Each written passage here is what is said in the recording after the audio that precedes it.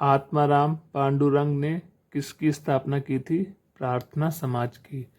दिल्ली चलो का नारा किसने दिया था? सुभाष चंद्र बोस ने। 1950 के पूर्व होलकर राज्य की राजधानी थी इंदौर। टाटा नगर के नाम से प्रसिद्ध है जमशेदपुर। नरौरा प्रसिद्ध है परमाणु विद्युत केंद्र के लिए। भृगु मंदिर किस जिले में स्थित है? बलिया में। देवा शरीफ किस जिले में स्थित है? बाराबंकी में। भारतीय राष्ट्रीय कांग्रेस का प्रथम अध्यक्ष कौन था? व्योमेश चंद्र बनर्जी। यूरेनियम उत्तर प्रदेश के किस जिले में पाया जाता है? ललितपुर। बुक्सा जनजाति उत्तर प्रदेश के किस जनपद में निवास करती है? बिजनौर। स्वराज्य हमारा जन्म सिद्ध अधिकार है किसका कथन है? बाल गंगाधर तिलक। चलिए आगे देखते हैं। चौरी चौरा कांड हुआ था गोरखपुर में। फॉरवर्ड ब्लॉक का गठन किसने किया था? सुभाष चंद्र बोस ने। भारत में हरित क्रांति का जनक किसे कहा जाता है? डॉक्टर स्वामीनाथन को। उत्तर प्रदेश कितने मंडल में विभाजित है? उत्तर प्रदेश कितने मंडल में विभाजित है? 18 मंडल में। राजा कुंवर सिंह संबंधित थे जगदीशपुर से। स्वामी दयानंद सरस्वती ने आर्य समाज की स्थापना की थी 1875 में। साइमन कमीशन ने अपनी रिपोर्ट प्रस्तुत की। साइमन कमीशन ने अपनी रिपोर्ट प्रस्तुत की 1930 में। राष्ट्र मेरा धर्म है, जन सेवा मेरी पूजा मिशन था लाला लाजपत राय।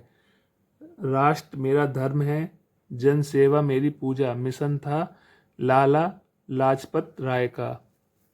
भारत के उत्तरी राज्यों में शीत ऋतु में वर्षा किस प्रकार की होती है? पर्वतीय। उत्तर प्रदेश की निम्न परियोजनाओं में से कौन पेयजल से संबंधित नहीं है? उत्तर प्रदेश की निम्न परियोजनाओं में से कौन पेयजल परियोजना नहीं है? ज्ञानपुर पंप नहर परियोजना। चलिए आगे देखते हैं। उत्तर प्रदेश में दिया सलाई उद्योग का प्रमुख केंद्र है बरेली। उत्तर प्रदेश का प्रमुख लोकगीत कौन सा है? विरहा। भारत सेवक समाज के संस्थापक थे गोपाल कृष्ण गोखले। संविधान सभा के स्थायी अध्यक्ष थे डॉक्टर राजेंद्र प्रसाद। किस राज्य के कुल भौगोलिक क्षेत्र के सबसे कम भाग पर वनों का विस्तार पाया जाता है? हरियाणा। देश के सर्वाधिक क्षेत्रफल पर पाए जाने वाले वन हैं उष्णार्द्र सदाबहार वन। मौसम कैसे बनता है? पृथ्वी के परिक्रमण के कारण। मौसम कैसे बनता है? पृथ्वी के परिक्रमण के कारण। आर्कटिक विलो है झाड़ी का नाम।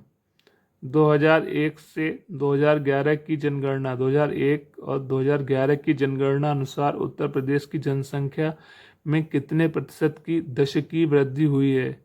20.09% की। 20.09% की। चलिए आगे देखते हैं। भारतीय अर्थव्यवस्था के पिछड़ेपन का सर्वप्रथम कारण क्या है? देश की विशाल जनसंख्या। संयुक्त राष्ट्र संघ की स्थापना की गई 24 अक्टूबर 1945 को। प्राण एवं दैहिक स्वतंत्रता की गारंटी कौन सा अनुच्छेद देता है? अनुच्छेद 21। हिमालय पर्वतमाला की सर्वोच्च चोटी है एवरेस्ट। हिमालय पर्वतमाला की सर्वोच्च चोटी है एवरेस्ट। कौन सा तत्व किसी स्थान विशेष की जलवायु को प्रभावित नहीं करता है? खनिज संपदा। भारत छोड़ो आंदोलन प्रारंभ किया गया 1942 में। गांधी जी ने दक्षिण अफ्रीका से लौटने के बाद प्रथम सफल सत्याग्रह आंदोलन कहाँ प्रारंभ किया था? चंपारण में। थियोसॉफिकल सोसाइटी का निम्नलिखित में से किससे विशेष संबंध रहा है? Home rule. वायुमंडल का भार सर्वाधिक किस मंडल पर होता है? वायुमंडल का भार सर्वाधिक किस मंडल पर होता है? क्षोभ मंडल पर। महात्मा गांधी के राजनीतिक गुरु कौन थे? गोपाल कृष्ण गोखले। चलिए आगे देखते हैं। सुभाष चंद्र बोस के राजनीतिक गुरु कौन थे? सुभाष चंद्र बोस के राजनीतिक गुरु कौन थे? देश बंधु चित्तरंजन दास। सुभाष चंद्र बोस को सर्वप्रथम नेताजी किसने कहा था? एडोल्फ हिटलर ने। दिल्ली चलो, जय हिंद, तुम मुझे खून दो मैं तुम्हें आज़ादी दूंगा किसका नारा था? सुभाष चंद्र बोस का। गांधी इरविन समझौता कब हुआ? 4 मार्च 1931 को। किसने आज़ाद हिंद फौज का पुनर्गठन किया? सुभाष चंद्र बोस ने। इंडियन एसोसिएशन की स्थापना की थी दादा भाई नौरोजी ने। महात्मा गांधी को सर्वप्रथम महात्मा किसने कहा था? महात्मा गांधी को सर्वप्रथम महात्मा किसने कहा था? रविंद्रनाथ टैगोर ने। मैं एक क्रांतिकारी के रूप में कार्य करता हूँ कथन है जवाहरलाल नेहरू का।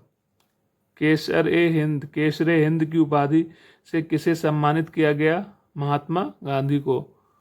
सीसी का नाम है एक प्रकार की मक्खी का।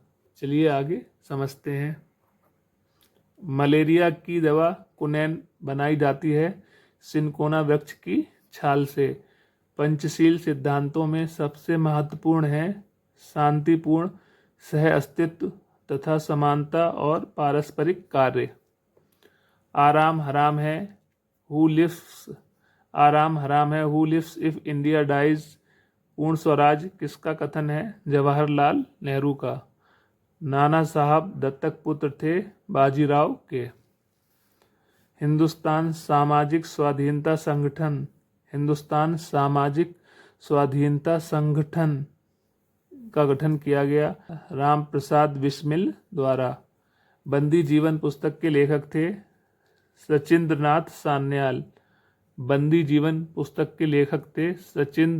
सान्याल। स्वतंत्रता प्राप्ति के समय पांडिचेरी कब्जे में था पुर्तगाल के। गोखले के आध्यात्मिक एवं राजनीतिक गुरु कौन थे? M.G. रानाडे। मैं देश की मिट्टी से ही कांग्रेस से भी बड़ा आंदोलन खड़ा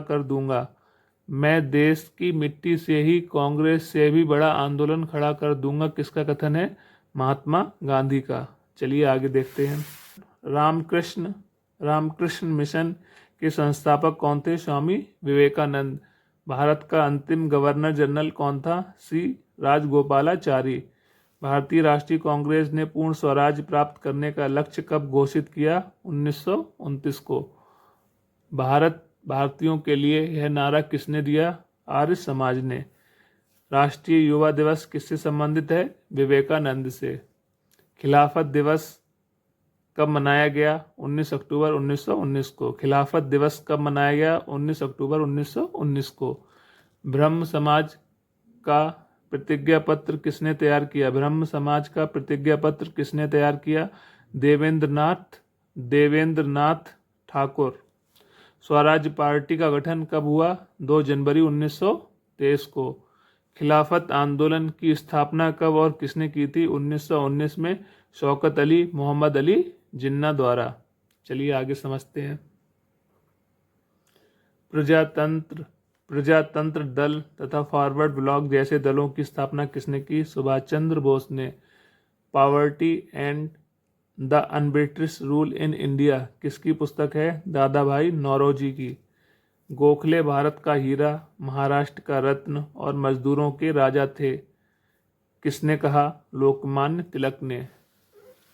एमडीएम की व्यवस्था है आ और बा दोनों, मतलब केवल प्राथमिक विद्यालय और केवल उच्च प्राथमिक विद्यालय दोनों में। एमडीएम की व्यवस्था दोनों विद्यालय में होती है, प्राथमिक और उच्च प्राथमिक दोनों विद्यालयों में। मंगल पांडे ने अंग्रेजी अधिकारियों की हत्या कब की? 6 अप्रैल 1857 में। रामकृष्ण मिशन की स्थापना कब हुई? 1897 में। राजा राममोहन राय कौन थे? ब्रह्म समाज के संस्थापक। आर्य समाज के संस्थापक थे स्वामी दयानंद सरस्वती। संयुक्त राष्ट्र संघ के अंग हैं महासभा, सचिवालय, सुरक्षा परिषद, ये सभी। आर्य समाज का प्रमुख ग्रंथ है सत्यार्थ प्रकाश।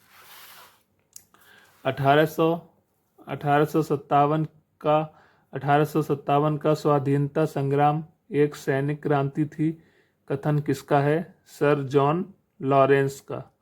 सती प्रथा का अंत किसके प्रयास से हुआ? राजा राममोहन राय के प्रयास से। दादा भाई नौरोजी राष्ट्रीय कांग्रेस के अध्यक्ष कब बनाए गए? 1886 को। Grand old man of India कहा जाता है दादा भाई नौरोजी को। Grand old man of India कहा जाता है दादा भाई नौरोजी को। प्रार्थना समाज के संस्थापक थे आत्माराम पांडुरंग। अंडमान निकोबार द्वीप समूह की राजधानी है पोर्ट ब्लेयर। हेमेटाइट का संबंध खनिज से है। हेमेटाइट का संबंध खनिज से है लौह अयस्क से। उत्तर प्रदेश में तेल शोधन कारखाना कहाँ स्थित है? मथुरा में। उत्तर प्रदेश में सिंचाई की जाती है नहरों द्वारा, कुओं द्वारा, नलकूपों द्वारा, उपर्युक्त सभी, तो मतलब सभी के द्वारा। उत्तर प्रदेश में कालिंजर मेला कहाँ लगता है? बांदा में।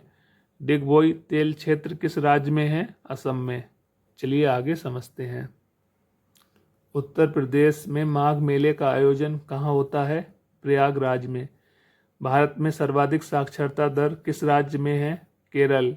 भारत का मैनचेस्टर किसे कहा जाता है? भारत का मैनचेस्टर किसे कहा जाता है? अहमदाबाद को।